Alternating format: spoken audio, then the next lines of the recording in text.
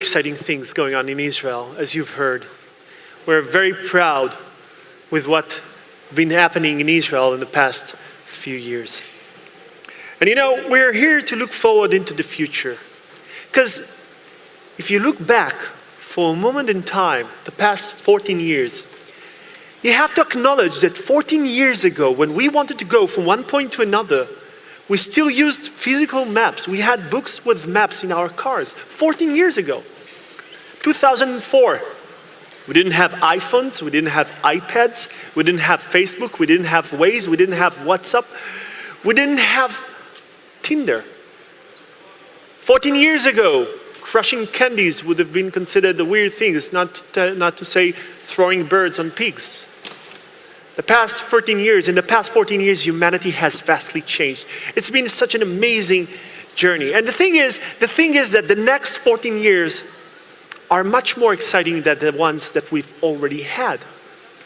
So we already have autonomous cars driving on the streets. We have flying vehicles. Not sure if you saw the YouTube videos. We have drones delivering pizzas. That's today, that's not the future. We have devices that know how to communicate with people in natural language. You talk to them and they answer. We have mature virtual reality environments. We have autonomous robots that can do things that up until recently we thought only people can do. And we have so many more new things. The next 14 years are going to introduce so many opportunities to humanity. But we know that there is a basic rule to technology. Every new technology creates new problems. Every opportunity comes with a price, comes with risks. So if we know that humanity will become more dependent on technology, we have to acknowledge that the risks that we will see in the future are much greater than the ones that we've already had. Viruses that can take down planes, that can shut down hospitals, that can make 2 trains collapse, that can make ships sink. Cyber attacks that can kill people. Again, this is not a possible future. This is an existing present. That means that we have to be much more innovative. Our responsibility as cybersecurity professionals is growing. Because we are no longer problem solvers. We are now innovation enablers. And becoming an innovation enabler is not an easy thing to do. We have to create a flexible cybersecurity environment. And in an environment that is all about mitigating risks and making smart decisions, it is not easy to move fast and being flexible. We have to rethink about the way we do cybersecurity. And CYBERWEEK is just the opportunity to do that. We have to share ideas. We have to talk. We have to challenge the status quo. We have to reinvent the things that we do. And the next session is with 2 people who are challenging the status quo. Creative people who are trying to reinvent the way we do security. So I want to call to the stage Christopher Krebs, Senior Official performing the duties of the Undersecretary and Assistant Secretary for the Office of Infrastructure Protection, National Protection, and Program Directorate, Department of Homeland Security in the United States.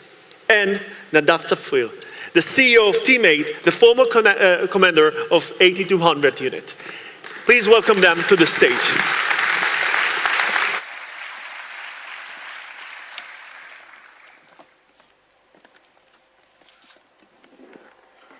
Good morning, everyone. So Chris, talk about a hard act to follow. And I don't know if it's because we're unpopular, but I've seen a lot of people went out after when we came to the stage. So for those who left, I'm going to tell you that we're now going to tell you the secrets to fixing cyber. So what we wanted to talk about, Chris, if I may, is we heard a lot about the threats already. So my first question that I think we should talk about is, what is specifically keeping you up at night today?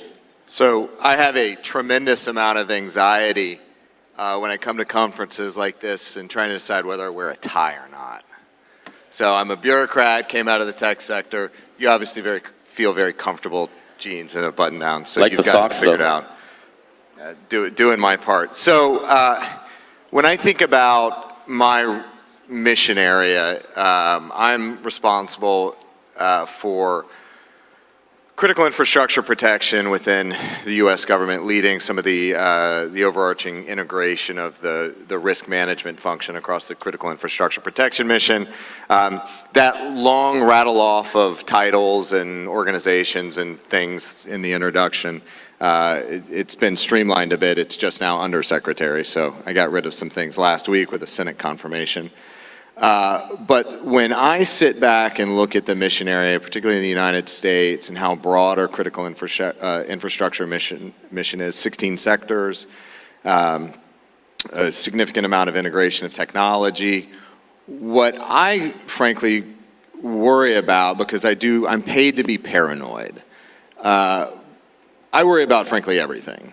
But when I lay there in bed at night, staring at the ceiling, I search to kind of scope it down to the things that I can actually impact, the things I can control. So what we are really pushing towards within my organization is a refined understanding of what's truly critical. And it's not necessarily 16 sectors that are important. We're moving into a framework of what are the functions that are most significant. So the federal government takes an approach of mission essential functions and primary mission essential functions. Those are the things that the federal government has to deliver or execute on a day-to-day basis to keep the constitutional democracy up and running. On the critical infrastructure side, within the United States, the majority of it is owned and operated by the private sector, by industry. There's no necessarily equivalent national critical functions to date. That's where we're going, though, is to define what are those national critical functions that industry delivers to keep our economy, our government, our way of life operating.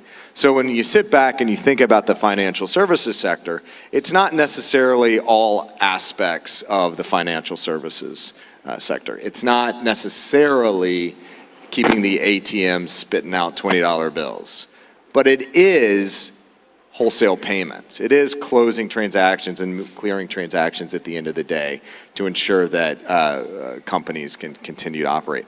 It is position navigation and timing so that every aspect that relies on GPS and precision timing can move throughout the day. It is things like electricity and components of the electricity generation, transmission, and distribution.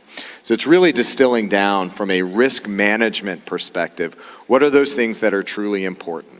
And then from there, we break it down into resilience. It's really integrating resilience into those systems. And so I used a joke last week from a late comedian, Mitch Hedberg. But what we're looking for in infrastructure is the critical infrastructure equivalent of an escalator. And what I mean by that is when an escalator breaks, it turns into stairs. Right at the punchline.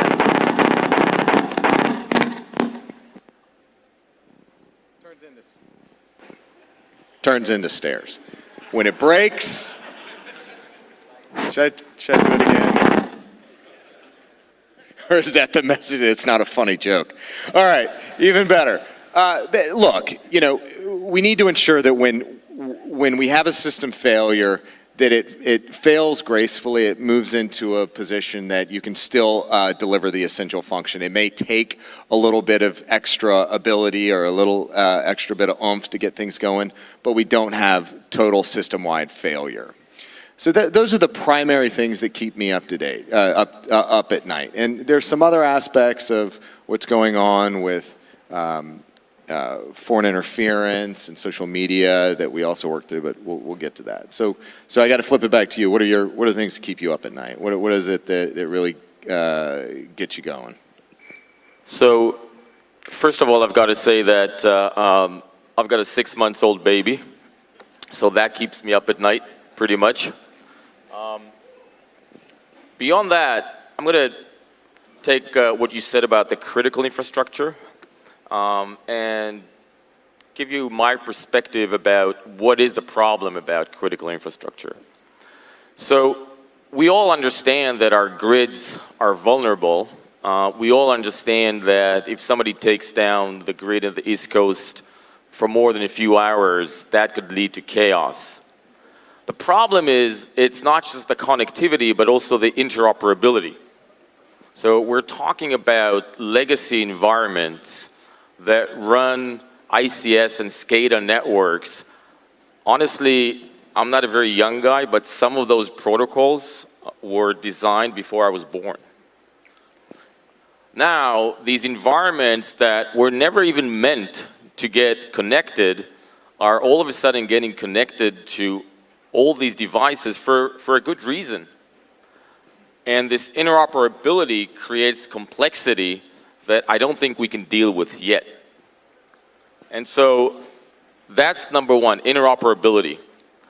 Number two, because of the complexity level that we have gotten to, I'm afraid that CISOs and IT administrators and their C-suite and board level will lose confidence in the network.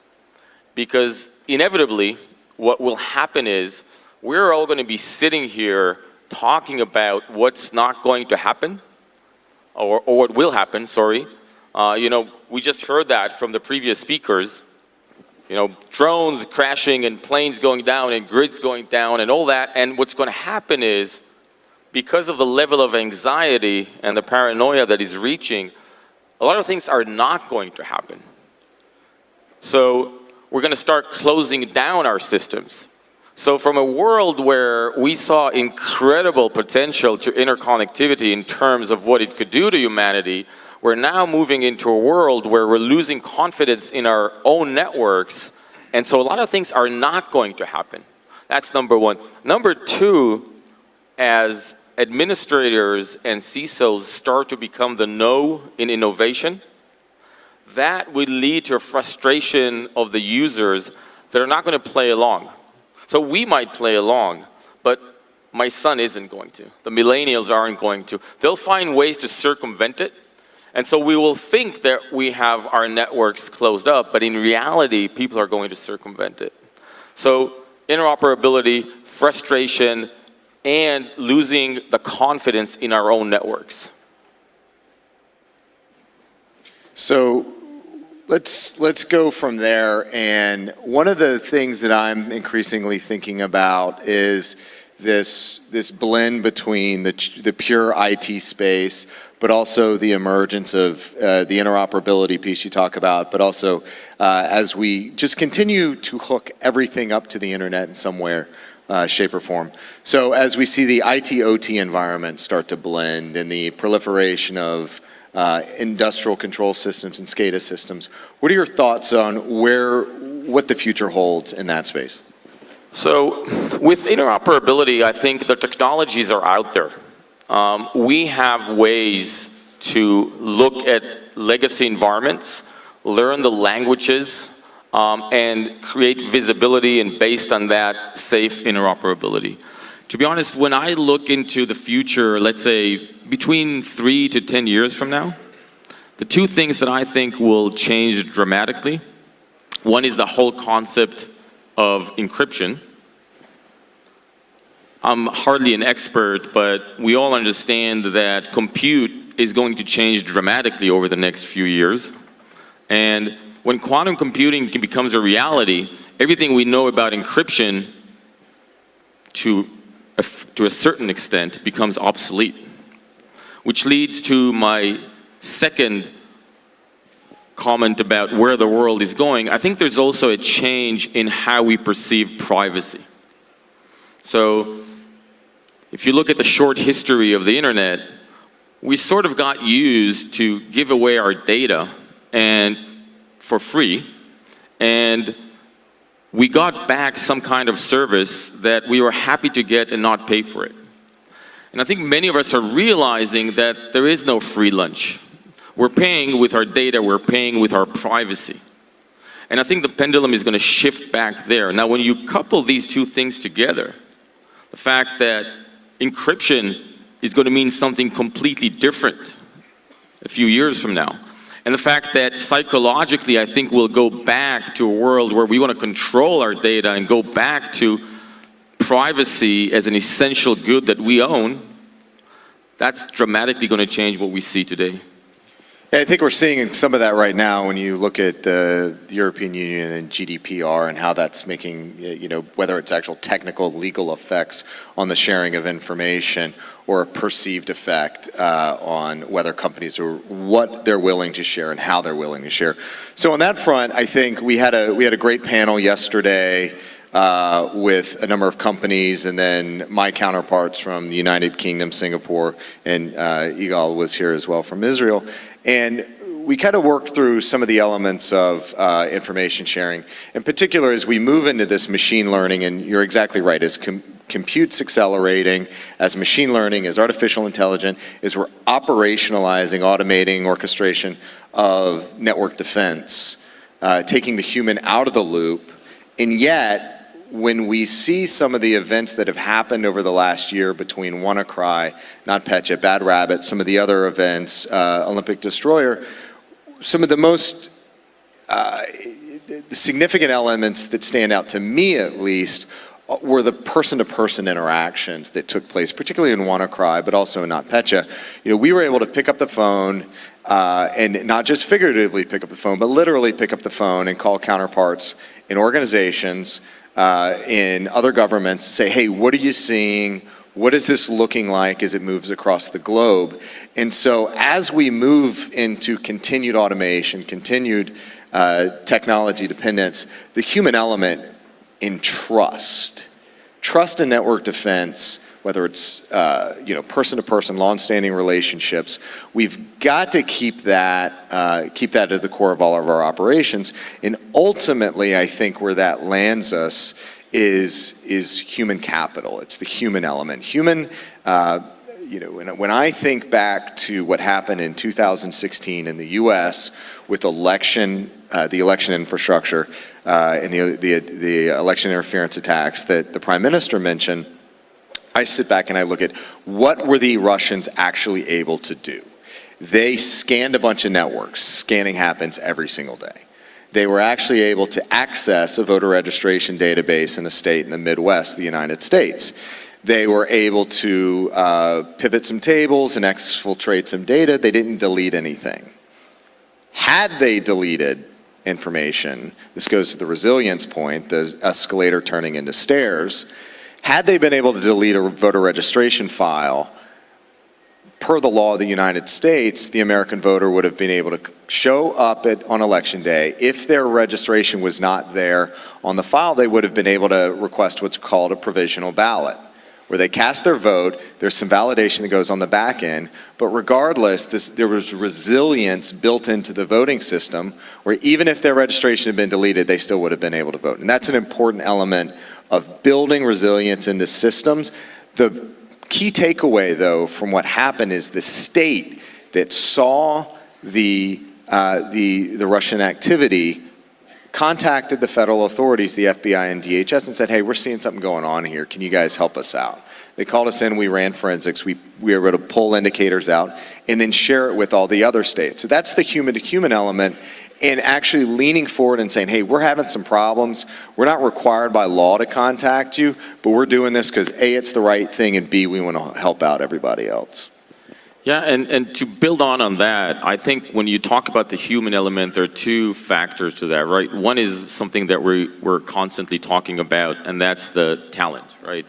Anybody in this crowd that works in security will tell you that the number one resource that they lack is experienced talent. And as R&D centers, researchers, marketing, sales, we're all fighting for the same talent. The competition out there is really rough, and that's one of the reasons that a lot of you are here in this conference in Israel. We've managed to, through the military, as the Prime Minister said, we've sort of taken something that was supposed to be a burden on our economy, taking kids out of high schools, training them extremely fast so that they can be at the front line of technology, and then leveraging that into an incredible ecosystem, tech ecosystem, cyber tech ecosystem here in Israel. that's one part of the human element. The other is, and you spoke about that as well, is that at the end of the day, it really takes a village. It really takes a village. It's not just going to be countries working together. It's public and private. So in the last few days, we've had the pleasure of hosting about 60 of the top CISOs in the world. I see some of you in the crowd. Hi. And, you know, we drove down to the desert and had an unconference and started talking to each other. And it creates a comfort level when individuals can come together and talk about sensitive issues, looking from it from different perspectives and vantage points. And then if you add government into that and you create that trust zone between public and private and between countries, I think as a village, we can actually fight back and unleash the prosperity, unleash the productivity.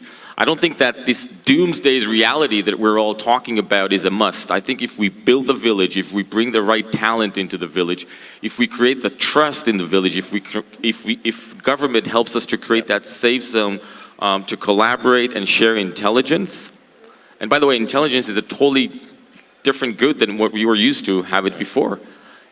Creating that village, bringing the right talent, I think we can start fighting back and go back to what I call equilibrium.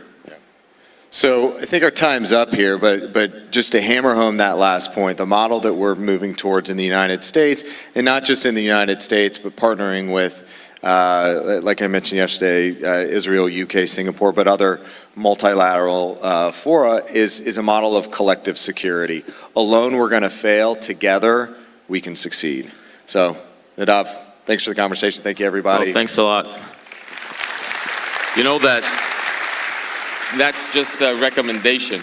We're in Israel, so we can it's just keep a going? recommendation. No. No, but the one thing I want to tell you is that when my team heard that I was going to be on stage with Krebs, they told me, "You're dead." And I said, no, it's not that Krebs. There is no relation to Brian Krebs, but I do think next year, when people say, you know, this guy from America is coming, he's in charge of cybersecurity and his name is Krebs, that's a big name. So no relation, but next year I think the panel should be Krebs, Brian Krebs, Krebs on security, and then the CIO from Fruit of the Loom is actually another Chris Krebs, so 3 Krebs is across Triple here. Krebs. Well, good luck. Thank you. Thank you, everybody.